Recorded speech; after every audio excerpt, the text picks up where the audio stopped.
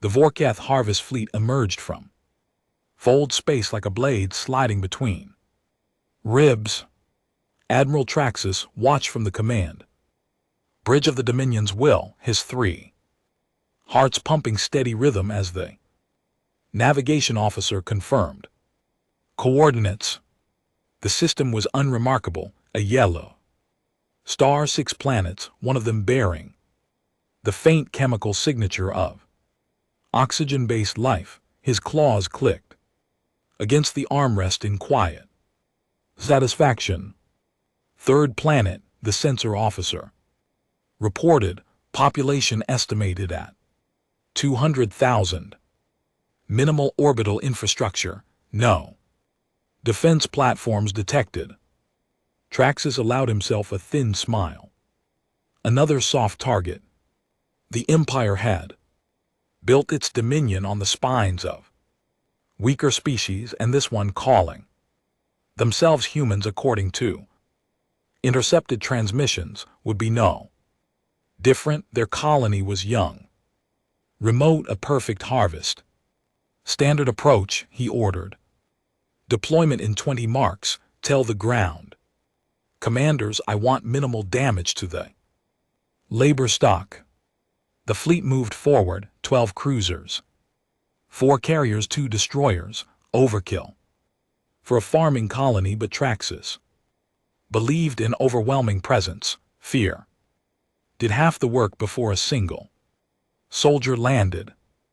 On the planet below, the humans had 42 minutes of warning. Their sensor array was primitive, repurposed mining equipment that detected gravitational anomalies.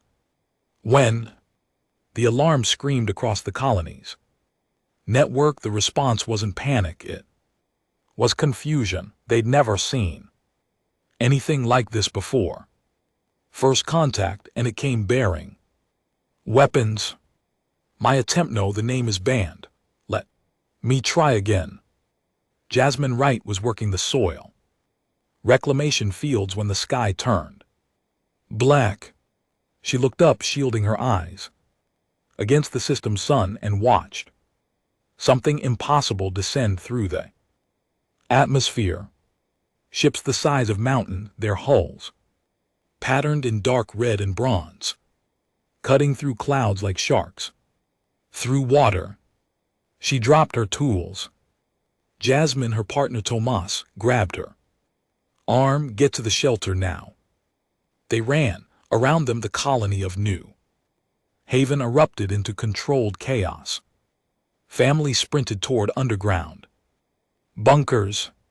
Security personnel, 37 men and women with mining lasers and kinetic rifles, formed defensive lines at the colony's perimeter.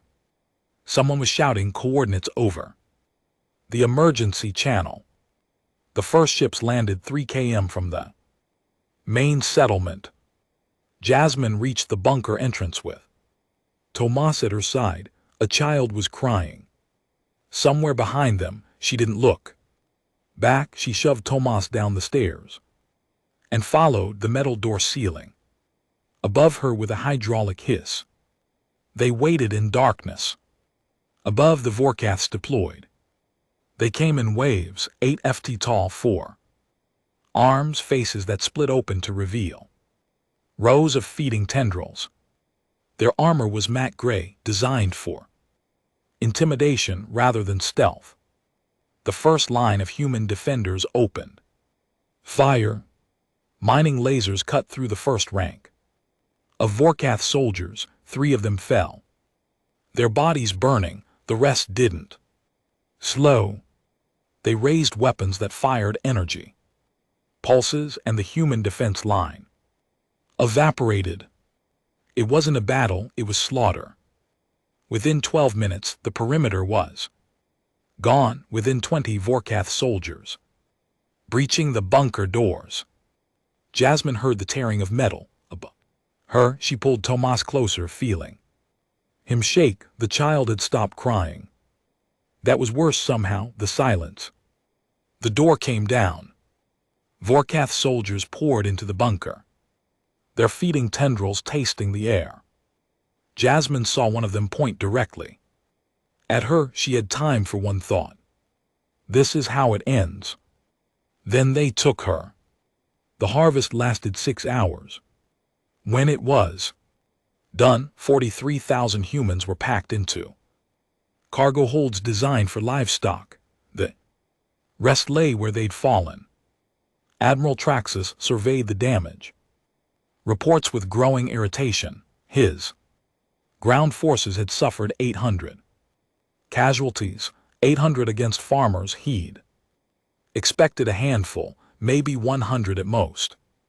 These humans had fought like their lives meant something. They had thrown themselves at his soldiers with rocks, with tools, with their own hands. One of them had reportedly bitten through a soldier's armor joint and severed an artery. What are they? His first officer asked. Traxus stared at the footage. A human, female, unarmed, charging a squad of armed Vorketh. Her face wasn't afraid. It was something else, something he couldn't name. Primitives, he said finally, but useful. The mines will break them. He ordered the fleet to prepare for departure. Behind him, a technician was scanning the colony's damaged communication array. A single transmission had escaped during the attack. A distress signal weakened, scattered, heading toward the deeper reaches of human space. The technician almost reported it. Then he looked at the trajectory, a 200 standard year journey at human light speed, and dismissed it as irrelevant. What difference could one transmission make? The transmission reached Earth after 203 years. By then, humanity had changed. Ambassador Elena Vasquez stood in the Unified Defense Council chamber, her reflection fractured across the polished black floor. 43 ambassadors surrounded her, representing every sovereign nation on a planet that had finally learned to share its wounds. Above them, a holographic display showed the signals. Origin, a system flagged as New Haven. Provisional colony, status unknown. The signal had been dormant in deep space relays for 2 centuries. Automated protocols had flagged it as non-human origin. Then a junior technician had run a voice recognition match against historical archives. It was human and it was screaming. Play it again, General Cade said. He was old, 83 standard years, but his eyes hadn't softened. Cade had been 16 when the last global war ended. He'd grown up in the Reconstruction, had built the Unified Defense Force from the ashes of old hatreds. His voice carried the weight of someone who had stared into humanity's darkest possibilities and chosen to arm against them. The recording played. Static, then a woman's voice ragged with exhaustion and fear. This is New Haven Colony. We are under attack. Unknown vessels, unknown species. They've landed ground forces. We need, oh God, they're through the perimeter. If anyone receives clears throat. This, if anyone exists out there. They're taking us. They're taking everyone. A crash, screaming. The transmission cut. The chamber was silent for 10 seconds. Distance, Cade said. 203 light years, General, a technician replied. The attack happened 2 centuries ago. What we're seeing is history. Elena Vasquez closed her eyes. She had prepared for this moment for 20 years. Ever since she'd been assigned to the First Contact Initiative, humanity had always known they weren't alone. The math demanded it, but they'd never found proof. Until now. Until a ghost transmission from a dead colony. Status of New Haven now, she asked.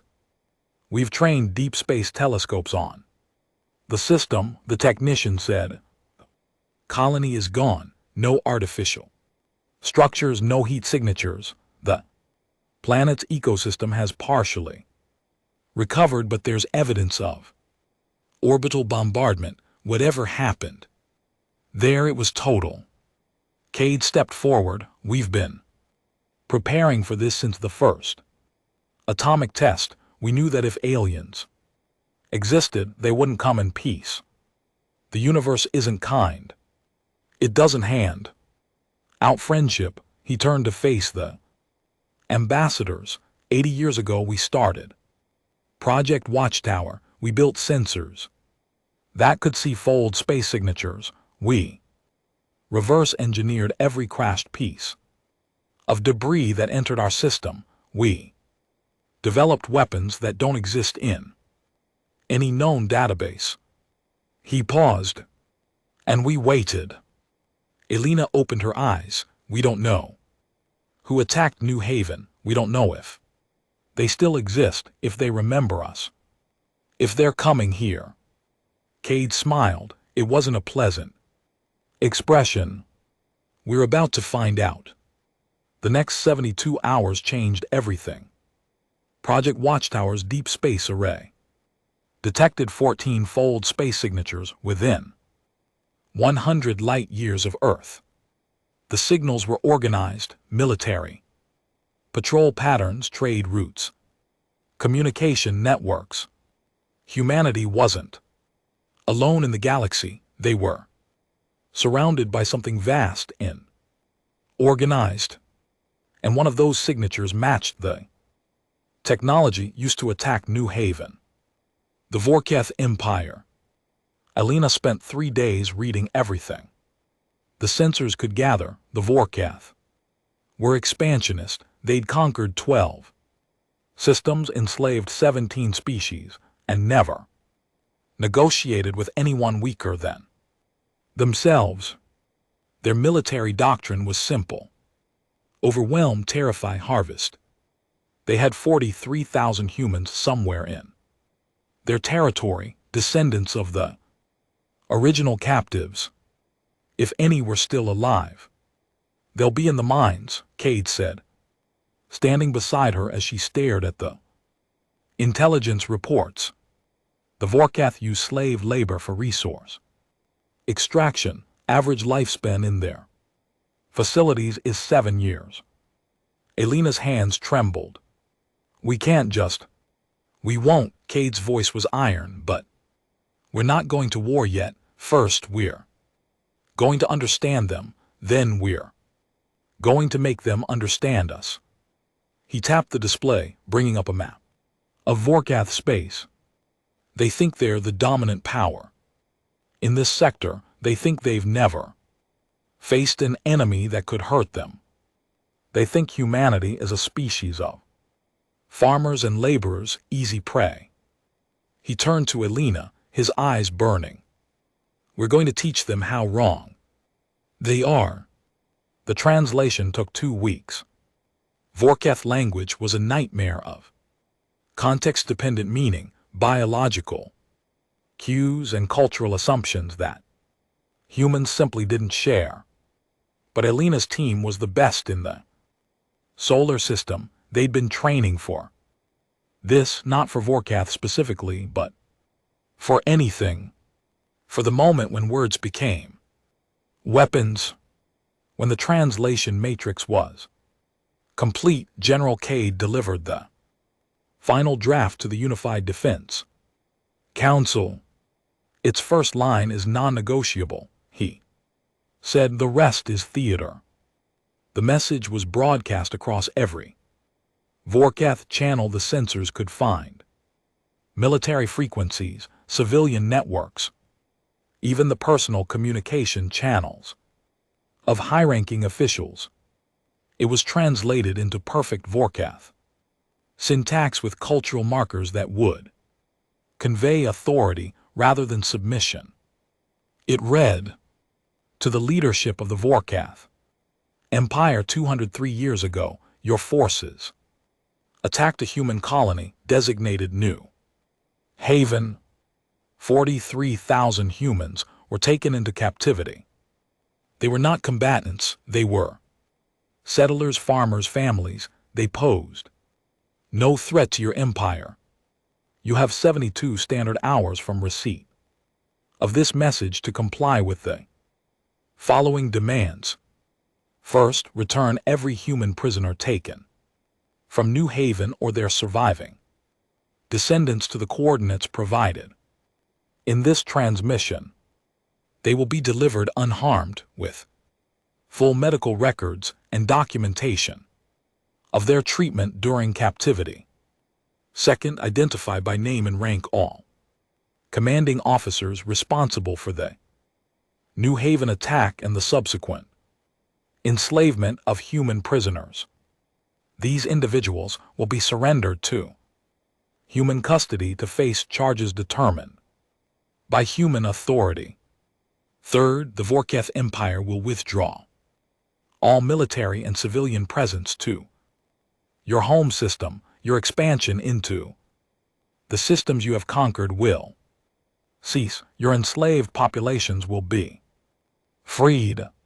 Failure to comply with any of these demands will result in consequences that the Vorketh Empire cannot imagine and will not survive. This is not a negotiation. This is not a threat. This is a statement of fact. Humanity does not forget. Humanity does not forgive, and we have waited 200 years to find you. The clock starts now. The galaxy watched, because the Vorketh Empire wasn't alone in receiving the message. Human sensors had detected 14 other species in nearby systems, some enslaved, some neutral, some too small to matter.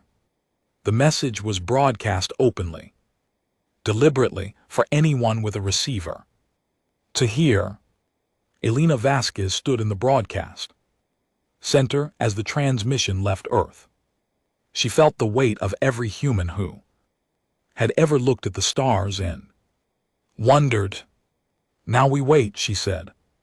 Cade shook his head. We've been waiting. Now they have to decide if they're ready for what comes next. The response came within 6 hours. Not from the Vorketh, from a neutral species called the Rel, small traders and information brokers who had watched the Empire's expansion with growing fear. Their message was brief. Humans, we do not know you, but we have watched the Vorketh for 300 cycles. They have never surrendered. They have never negotiated. They will not answer your demands. They will come for you instead. Run while you can. Cade read the message aloud to the council. Then he deleted it. We're not running, he said. We're sending second transmission, short version, simple. Elena wrote it herself. To the Vorketh Empire, you have 62 hours remaining. We recommend you use them wisely. She sent it. And somewhere in the depths of Vorketh space, Emperor Vorthan received both messages and laughed until his feeding tendrils curled. Emperor Vorthan had ruled the Vorketh Empire for 43 standard years. In that time, he had conquered 3 systems, enslaved 4 species, and never once lost a major engagement. His throne was built from the hulls of enemy warships. His crown was forged from the teeth of a species he'd driven to extinction. He was not accustomed to ultimatums. The grand chamber of the imperial palace was packed with military commanders, sector governors, and court officials. When the human message played across the central display, Vorthan sat on his throne, his 4 arms resting on carved armrests, and listened to the entire transmission without interruption. When it ended, silence. Then Vorthan's laugh echoed through the chamber. It was not a pleasant sound, wet, guttural accompanied by the clicking of his mandibles, but it was genuine. He found the message genuinely, deeply amusing. A species we harvested 2 centuries ago, he said, his voice carrying easily through the chamber, a species with no fleet, no weapons, no military significance. They threaten us, they demand our surrender. He gestured to his intelligence advisor. Tell me again about these humans. The advisor, a nervous Vorkath named Trakver, stepped forward. Emperor, our records from the New Haven harvest are incomplete, but we know the colony had no warships. Their weapons were mining tools. Their population was 200,000 civilians. They offered no strategic value beyond labor. And now our long-range scouts have observed their home system. They have 3 inhabited planets. Their fleet consists of transport vessels and mining ships, no military infrastructure to speak of. They appear to have discovered fold space travel only within the last 50 years. Vorthon spread his arms. So they are exactly what we thought. Farmers, laborers, prey. Emperor, their message did reach us across 200 light years. That implies communication technology. We do not. They found one of our relay stations. Vorthon dismissed. Or they bribed information from the rail. It means nothing. A commander stepped forward. Admiral Traxus, who had led the New Haven harvest and risen through the ranks. Zinza. He was older now, his scales dulled with age, but his eyes were sharp. Emperor, I was at New Haven. The humans fought harder than any species we have encountered. Their resistance cost us 800 soldiers, and we still harvested 43,000 of them. Vorthon waved a hand. Admiral, you grow sentimental in your old age. They fought because they were afraid. All prey fights when cornered, but they do not hunt. They do not attack. They wait to be saved. He leaned forward. Send a response. Tell them to come and collect their people, and then order the harvest fleet to take another human colony. I want a second harvest within the month. We will show these humans what their ultimatum is worth. The chamber erupted in approval. Admiral Traxus did not join the celebration. He remembered the human who had bitten through armor. He remembered the look in her eyes, not fear, not desperation, but something that had haunted his dreams for 2 centuries.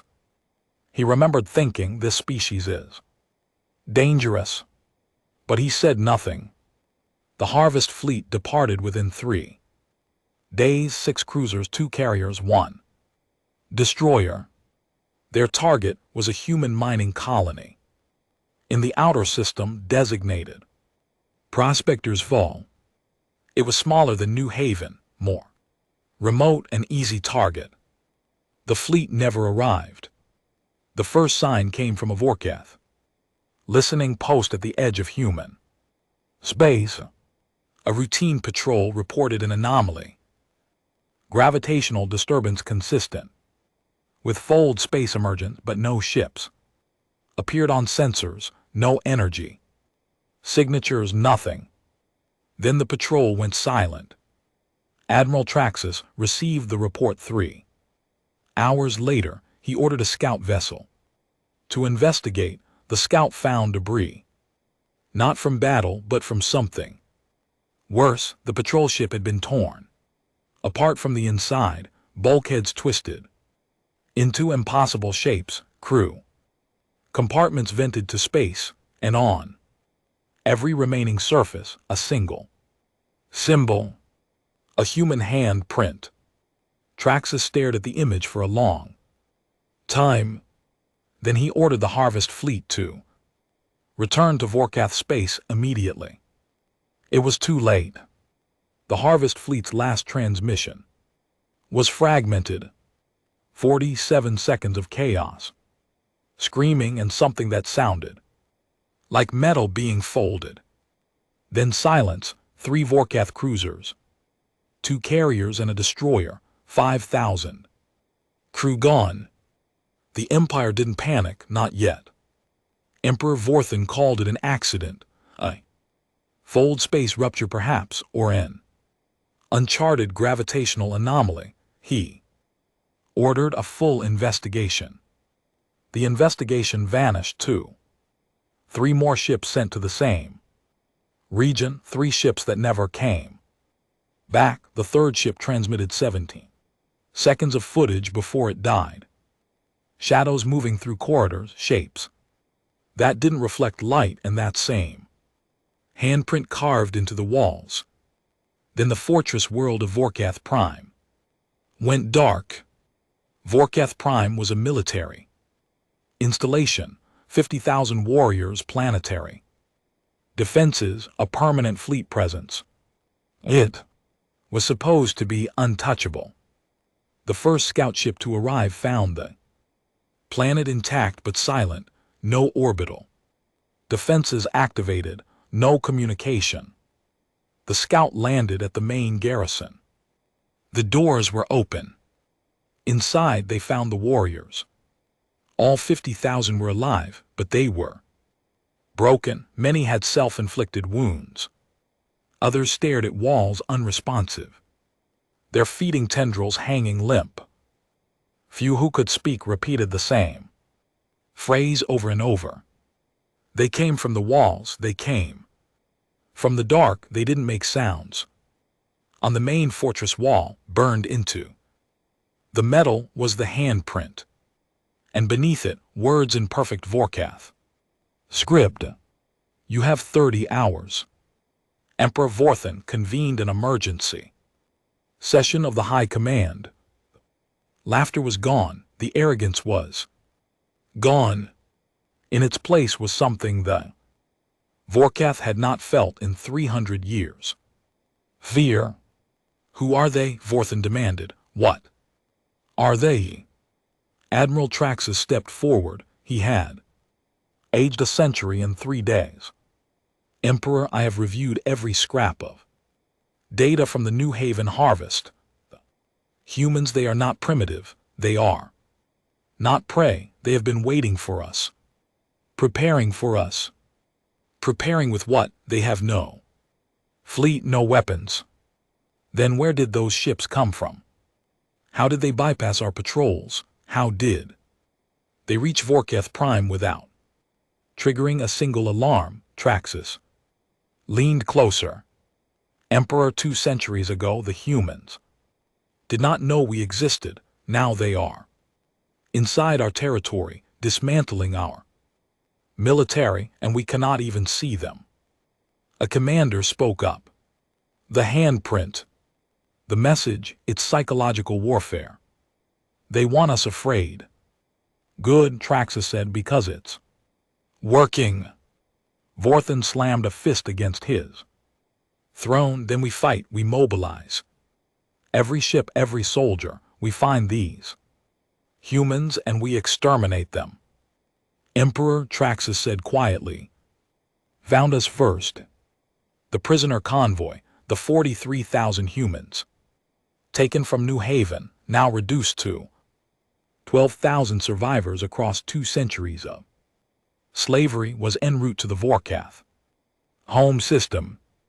Vorthan ordered it rerouted to a military outpost at the edge of Empire space. We will use them as shields, he said. If the humans want their people back, they will have to come through our fleet. Admiral Traxus nodded, but his thoughts were elsewhere. He was thinking about the handprint, about the words burned into the fortress wall, about the clock that was still ticking. The prisoner convoy reached the military outpost at Denek 4 with 12 hours remaining on the human ultimatum.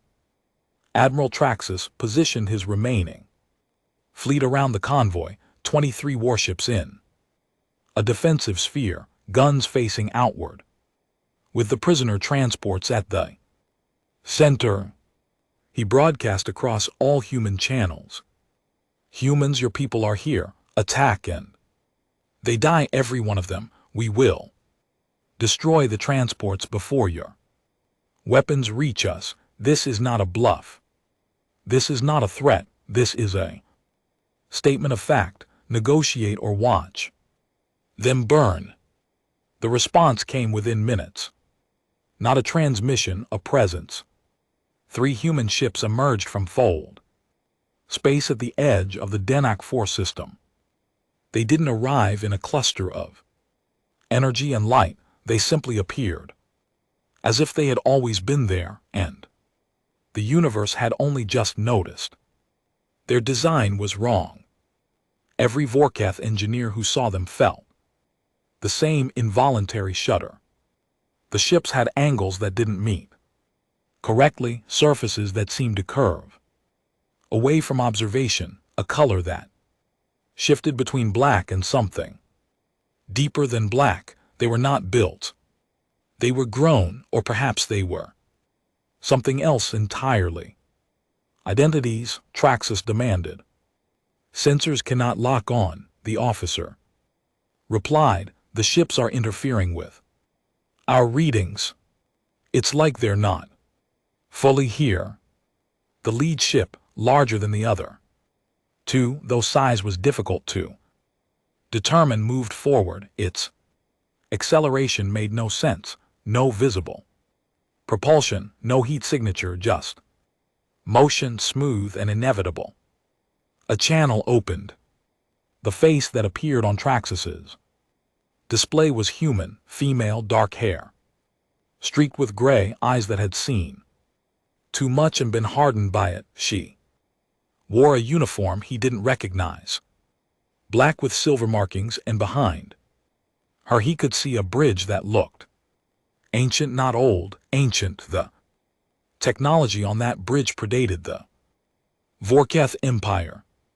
My name is Commander Teresa Voss, she said. You have our people. You are using them as shields. You think this will protect you? Traxus gathered himself. Commander, your ships are impressive, but you are 3 vessels against 23. If you attack, we will destroy the transports before your weapons reach us. Your people will die. Commander Voss tilted her head. You misunderstand something important.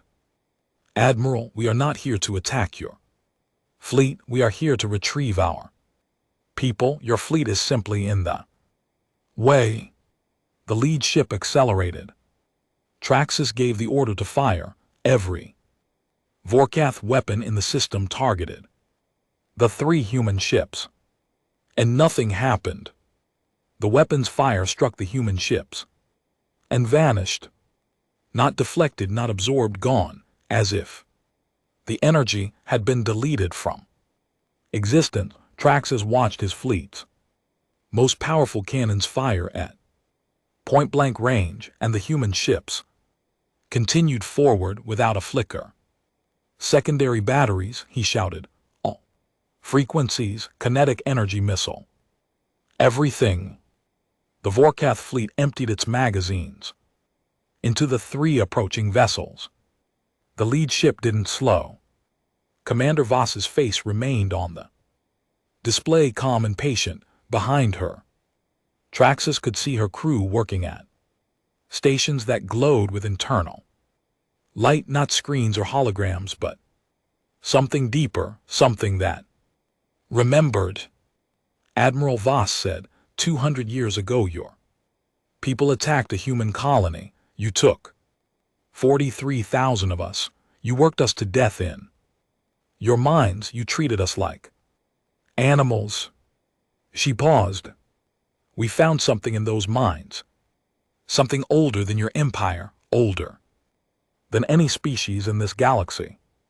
It was sleeping, waiting, and when we touched it, it woke up. The human ships reached the outer edge of the Vorkath formation. Your weapons are useless because they're based on physics you don't fully understand. Your shields are useless because they're designed for threats you can imagine, and your fleet is useless because you made one mistake, Admiral. She leaned closer to the camera. You thought we were prey, but we've spent 200 years learning from something that nearly erased your entire species from existence, something that left you alive because you weren't worth the effort to kill, something that chose us. Instead, the lead ship opened. Not hatches, not docking bays, the hull itself separated, revealing a chamber of absolute darkness. And from that darkness came shapes that moved in ways that hurt to watch. What is that? Someone whispered on the Vorkath bridge. Traxus knew. He had seen footage from Vorkath Prime. He had seen the broken warriors, the melted weapons, the handprint on the wall. All ships, he said, his voice hollow. Fall back, protect the transports. The shapes reached the first Vorkath cruiser. The cruiser died without a sound. Traxus watched as the ship, a vessel that had survived 100 battles, simply came apart, not exploding, not breaking, unmaking, its components separated into individual atoms, then into something smaller, then into nothing. The crew didn't even have time to scream. The shapes moved to the next ship. Fire on the transports, Traxus ordered. Destroy the prisoners. Don't let them. The shapes reached the prisoner convoy. First, they surrounded the transports, and Traxus saw the human ships extend. Something, fields of energy, perhaps, that wrapped around the Vorkath vessels, holding the prisoners. And then those transports began to move away from the fleet toward the human ships. Weapons offline, an officer reported. All weapons, all systems were blind. Commander Voss's face appeared on every Vorkath display simultaneously. Your fleet is neutralized, Admiral. Your prisoners are being recovered. Your empire has lost. She smiled. There was no warmth in it. But we're not here to destroy you. We're here to send a message, not just to you, to every species you've conquered, every world you've enslaved, every civilization that has suffered under your rule. Her image shifted, replaced by broadcast not to the fleet but to every Vorkath-controlled system within 1,000 light years. The broadcast reached 14 enslaved species, 3 neutral civilizations, and the scattered remnants of 2 empires the Vorkath had destroyed. In the minds of Vorkath 3, a human woman named Lena Marquez, great-great-granddaughter of a New Haven farmer, watched the image flicker on a cracked screen. She was thin, scarred, her hands deformed by decades of labor. Around her, other prisoners stared at the face of Commander Teresa Voss. For 200 years, Voss said, the Vorkath Empire has told you that resistance is futile, that you are beneath them, that your suffering has meaning because it serves their glory. Her voice hardened. They lied. The broadcast showed footage real time. From the Denak Vor system, Vorkath. Warships drifting helpless, the human ships moving through them like ghosts. The prisoner transports being freed. The Empire crossed a line when they took our people, but they didn't just cross our line, they crossed every line that makes civilization possible. They built their power on slavery and fear, and we are here to tell you that power is an illusion. Commander Voss stepped aside and General Cade appeared on screen. He was old, ancient by human standards, but his eyes burned with something that made Lena's heart beat faster. To every species enslaved by the Vorkath Empire, Cade said, to every world that has suffered under their claws, to every person who has been told that you are nothing. He leaned forward. Rise. The word echoed across 1,000 worlds. We are not asking you to fight for us. We are not asking you to trust us. We are asking you to fight for yourselves. The Empire's fleets are broken. Their weapons are useless against us, but we will not be your saviors. We will be your shield, your arm, your sword if you need it. He raised his hand, and behind him, Lena saw the human ships, 3 of them, surrounded by the debris of the Vorkath fleet. Every Vorkath warship in this sector is disabled. Every communication channel is open. Every prison door can be opened. What you do next is your choice, but know this: we will not leave. We will not abandon you, and we will not stop until the Vorkath Empire no longer exists as a threat to anyone. The broadcast ended. On Vorkath 3, Lena Marquez looked at the guard who had beaten her for 20 years. The guard's tendrils were trembling. His weapon was raised, but his eyes were afraid. She looked at the other prisoners around her, Rel Cathorn, 4 other species she'd learned to call family in the dark. Now, she said. They rose. On the bridge of the Dominion's will, Admiral Traxus watched his empire collapse in real time. Uprisings on 12 worlds, fleets refusing orders, soldiers laying down their weapons. He looked at Commander Voss's face on his display. Why, he asked, why not just destroy us? Voss considered the question. Because destruction is easy, mercy is harder, and we wanted you to live long enough to watch everything you built turn to ash in your mouth. She cut the channel. Traxus sat alone on his command bridge, the fleet drifting silent around him, and understood that he had witnessed something the galaxy had never seen before. Not a victory, not a defeat. A judgment. And humanity had delivered it. In the years that followed, the Vorkath Empire collapsed, not from human weapons, though those had been terrifying enough, but from the weight of its own sins. Freed species rebuilt their worlds.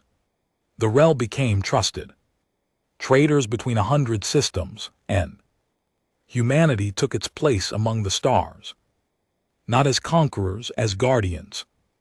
Lena Marquez returned to Earth, the first of her family to see the home world in 6 generations. She stood in a field of grass and cried until she couldn't cry anymore. Behind her, Commander Teresa Voss watched from a distance. Was it worth it? Lena asked. Voss smiled, a real smile this time. Look at the sky, she said. Lena looked up. The stars were bright, countless, full of life. They're still out there, Voss said.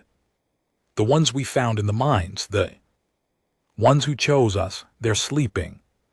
Again, waiting, but now they know we're here. Now they know we'll protect what matters. She turned away. And they know that if anyone else crosses the line, we'll wake them up. Again. The wind carried the smell of grass and soil and something like hope, and somewhere in the dark between stars, something ancient opened one eye, saw humanity standing watch, and smiled. It's sleep. The galaxy had learned a lesson that day. Don't touch the humans, don't hurt their people, and never, ever think they won't find you. Because they will. And they remember everything.